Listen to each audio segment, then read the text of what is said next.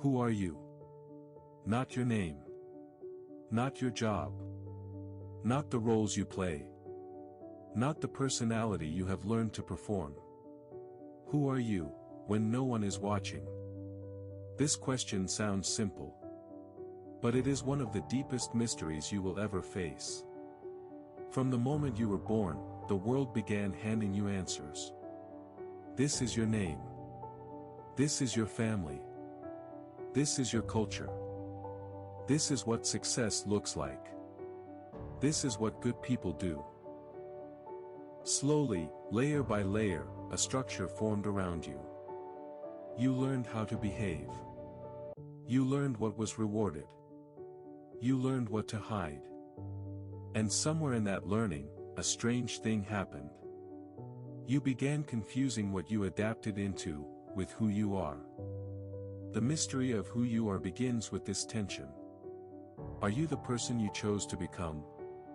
Or the person you were shaped into? As children, identity feels fluid. You can be anything. A hero. A villain. A dreamer. An explorer. There is no fixed self. There is imagination. But as you grow older, the world demands definition. What do you want to be? What kind of person are you? Are you confident? Shy? Strong? Sensitive? Labels appear. And labels are useful. But they are also limiting. Because once you accept a label, you begin defending it. If you call yourself strong, you hide weakness. If you call yourself independent, you suppress the need for help. If you call yourself intelligent, you fear looking foolish. Slowly, identity becomes a performance you must maintain. But is that performance you? Or is it protection? Psychologists speak about something called the persona. The version of yourself you present to the world. It is not fake. It is functional. It helps you survive socially. But behind the persona, there is something quieter. Something less defined. Something harder to explain. Have you ever noticed how your personality shifts depending on who you are with? With family, you are one way. With colleagues, another. With close friends, something else entirely. Which one is the real you? Or are all of them fragments? The mystery deepens when you realize that your thoughts are not always under your control. A thought appears. An emotion rises. A reaction follows. But if you can observe your thoughts, then who is the observer? If you can notice your anger, then who is noticing it? If you can say, I feel anxious, who is the I that is separate from the anxiety? This is where the mystery becomes fascinating. There seems to be a part of you that changes constantly. Your body changes. Your opinions change. Your goals change. Your relationships change. But there also seems to be a part of you that feels continuous. The same awareness that remembers childhood. The same awareness that experiences this moment. It is difficult to describe. It has no clear shape. No clear age. No clear personality. It is simply the sense of being. The experience of existing. Philosophers have wrestled with this for centuries. Some argued that the self is an illusion. Others believed it is a soul. Some saw identity as a story we tell ourselves. And perhaps that is closer to the truth. You are, in many ways, a narrative. A story constructed from memory. If your memories disappeared tomorrow, who would you be? If your past was erased, would your identity survive? Much of who you believe yourself to be is built from recollection. I am the kind of person who... And then you insert a pattern from your past. But patterns are not destiny. They are habits. And habits can change. So again, who are you? Are you your history? Or are you your potential? There is a quiet danger in defining yourself too tightly. When you say, "This is just who I am," you close doors. You solidify something that might still be evolving. The mystery of who you are may never be solved completely. And perhaps that is not a flaw. Perhaps it is freedom. Because if you are not fixed, you are flexible. If you are not a single, rigid identity, you are possibility. But this freedom can feel unsettling. Humans crave certainty. We want to know who we are. We want a stable answer. But what if the self is not a solid object? What if it is more like a river? Always moving. Always changing. Yet somehow continuous. The river you step into today is not the same river you stepped into yesterday. And yet, you still call it by the same name. Maybe you are like that. The same, but not identical. Consistent, but not fixed. Here is something even more intriguing. Much of your identity is shaped by what you fear losing. If you fear losing respect, you become careful. If you fear abandonment, you become pleasing. If you fear failure, you become driven. Fear carves personality. Desire carves personality. Trauma carves personality. But beneath fear and desire, what remains? Strip away expectations. Strip away comparison. Strip away achievement. Strip away approval. Who are you then? There are moments when you catch a glimpse. In silence. In deep reflection. In honest conversation. In creativity. In pain. Moments when you feel raw.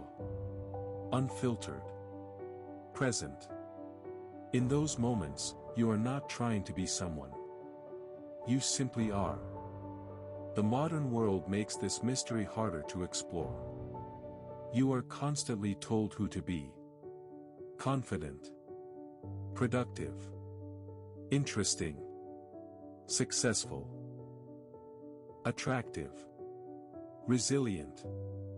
The pressure to define yourself quickly leaves little room to discover yourself slowly. But self-discovery is slow. It requires attention. Not to your image, but to your inner world. Notice what energizes you.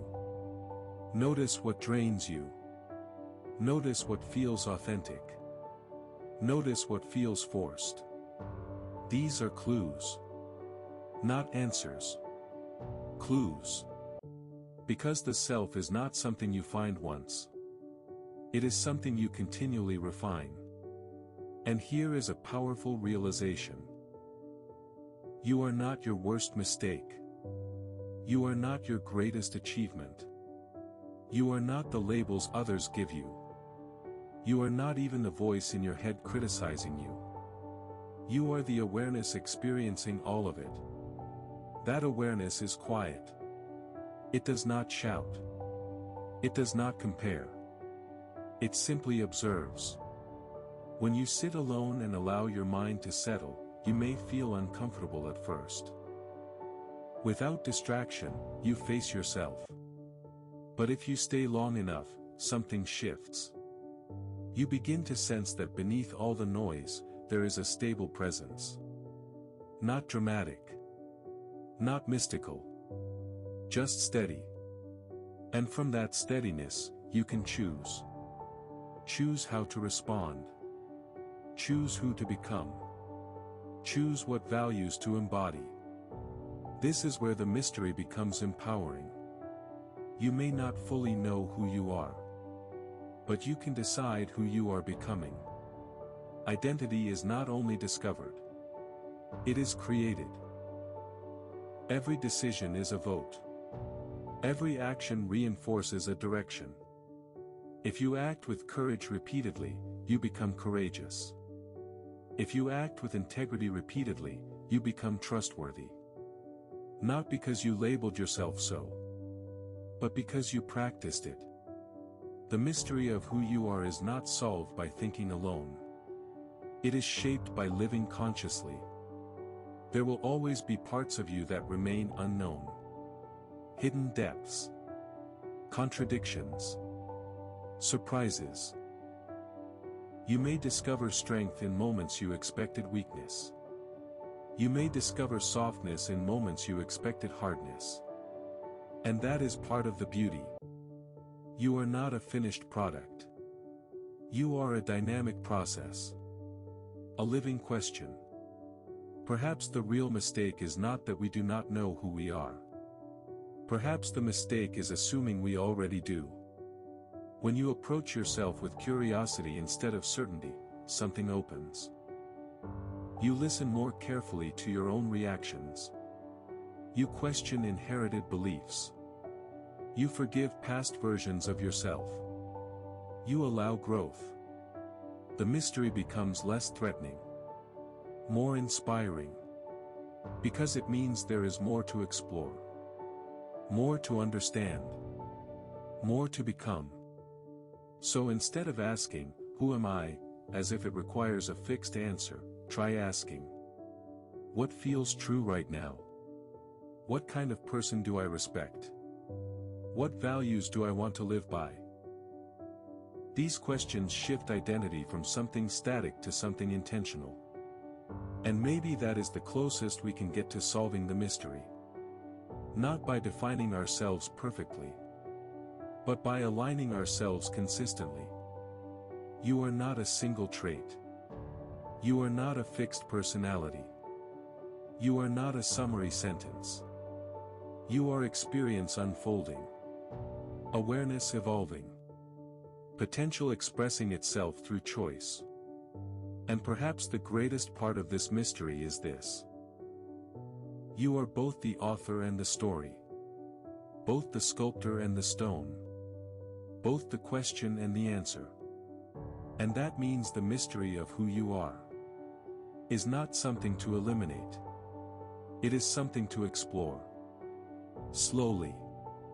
Honestly. Courageously. Because in exploring it, you do not just discover yourself. You create yourself. And that is far more powerful than any label could ever be. Thank you for being here, and I will see you in the next reflection.